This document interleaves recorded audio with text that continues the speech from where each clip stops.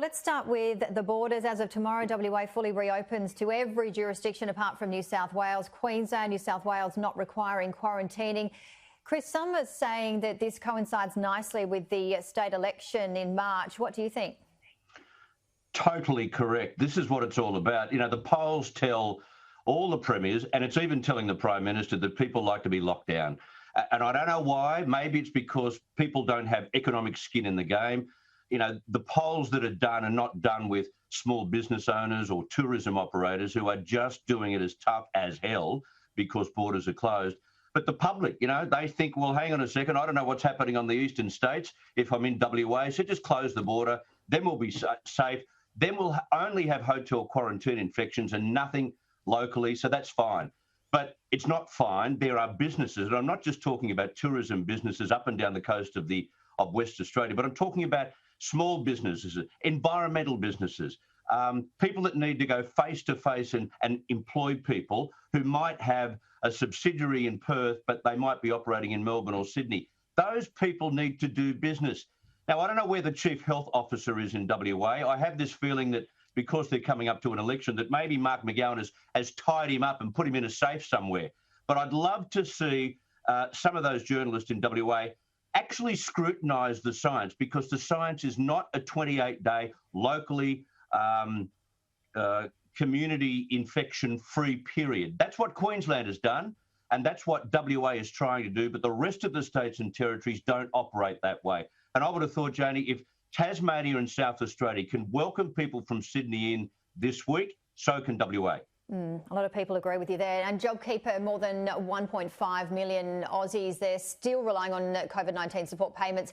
But the federal government says it is a good sign. Do you think it should be phased out in March, Chris, or at least tweaked at all?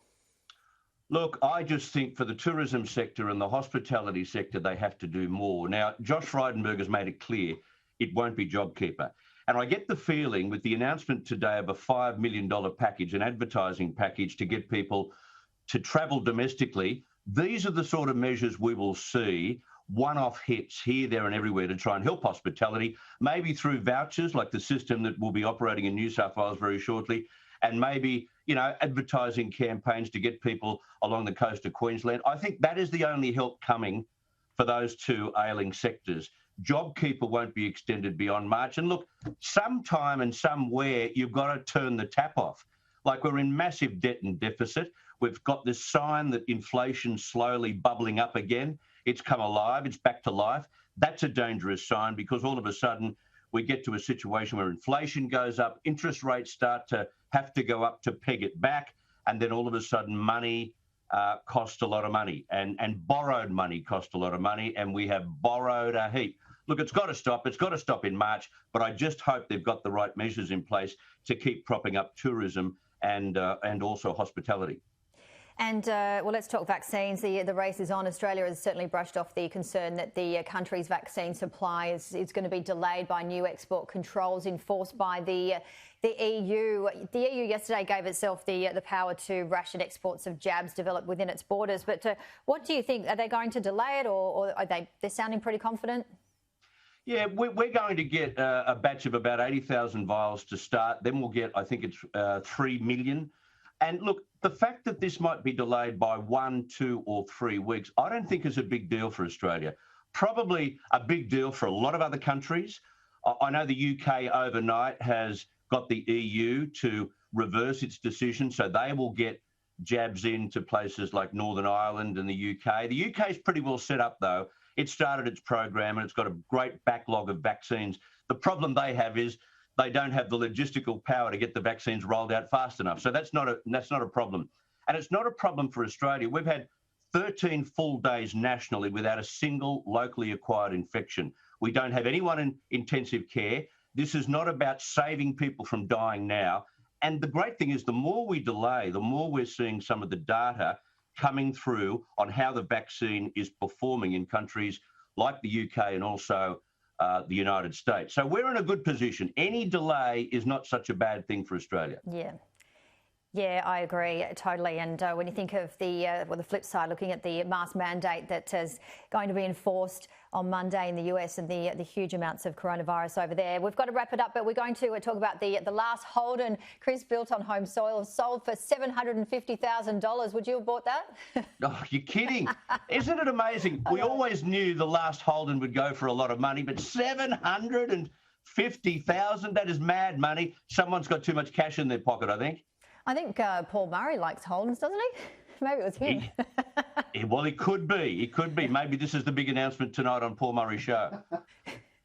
That's it. And Chris Smith tonight returns tonight, 7 p.m. What's on the show? Yeah, well, we're going to have, like we had in 2020, a Friends long-form interview as we did throughout 2020. And I've got Gladys Berejiklian, the New South Wales Premier, tonight, talking about things associated with how she reckons the rollout of the vaccine will go. She says that we've got to lower our expectations, and she'll talk about that tonight on the program. I'm also talking to the International Chamber of Commerce.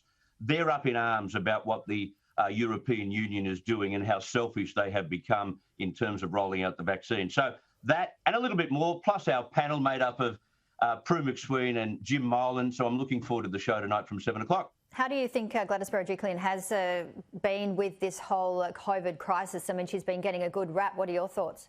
I think she's been superb. I think she's been the superstar, above what even the Prime Minister has been able to do throughout this period. She's the one that's decided, I'm not going to just juggle a virus. I'm going to juggle jobs, the economy, and also mental health while I'm juggling a virus. So in other words, if we've got a cluster over here, it's no need to panic. We can contain, we can circle the wagon, we can contain that, throw in our contact tracing team and get on with the business of keeping the economy running. And she's done a superb job. The figures on growth and jobs are superb in New South Wales. And look what happened in Queensland. They're fifth on the growth table as of last Thursday. And that says it all, I think.